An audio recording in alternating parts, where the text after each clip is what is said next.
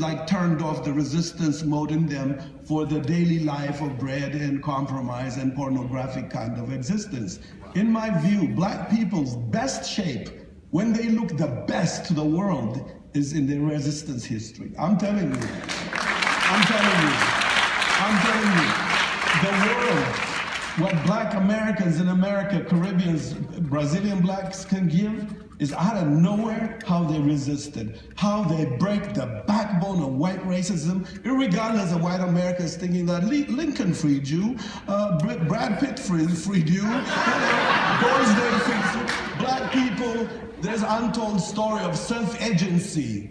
I'm doing a documentary on black maroons in the United States. It was so big, and the fact it does not exist in the history is mind-boggling. You know why? Because a majority of black people said, I think resistance denies me the comfort. For me, resistance is the best that black people have kept alive to change the world.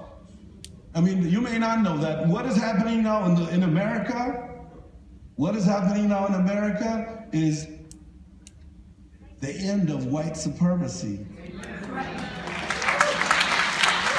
I'm telling you, it's the end of white supremacy. The Republican Party, besides the barking, white people's panic is because their power is ending. It's ending. And what's inevitable is multiculturalism. Do you think in 1968, and even in 1980, 1990, a white man would go around talking about socialism in America and not get shot the first minute of that? And it shows you that in America, things are changing. But what is not told about is the role of black people. Black people in breaking the backbone of white supremacy. Now, we don't see it in film, we don't see it in television, we don't see it in our daily lives. All the streets are named for white supremacy. Washington Boulevard this way, Lincoln this way, Jefferson that way.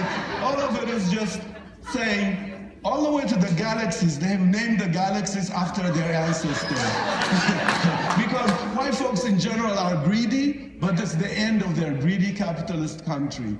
Now, I want to say this, but to me, any black parents that takes the picture of the Nat Turners from their bedroom, any black person that doesn't have the posters of his people or her people, Harriet Tubman, what you're doing is you're letting them grow brainwashed by the cereal box, the visual, the subliminal seductions that are always around us.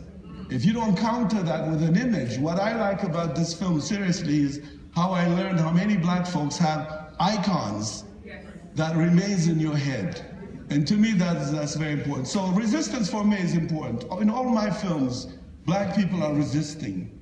And if you see this film in Europe, for example, it opened in Berlin, it was given a grant. In America, a white man ever wrote from, I think, one of the major newspapers, New York Times or Village Voice, whatever it was, he could not see the difference between Nay Charles, LA, and Nay Charles in Washington, Virginia area. He thought they were two different people.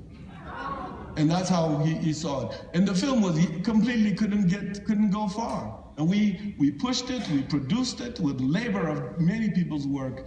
And because of white supremacy, my film never got the jury. The jury for my films are black people. If Shirik and me didn't get black people see Sankofa, it would have been lost like this film. But black people, we showed, like Ackland Lynch, they showed it and they said, we're gonna sanction it. We're gonna create a Sankofa society. In every state, the Sankofa family pushed my film. And it showed it over 30-something cities. So black people never were the jury of our films, Charles Burnett, Julie's.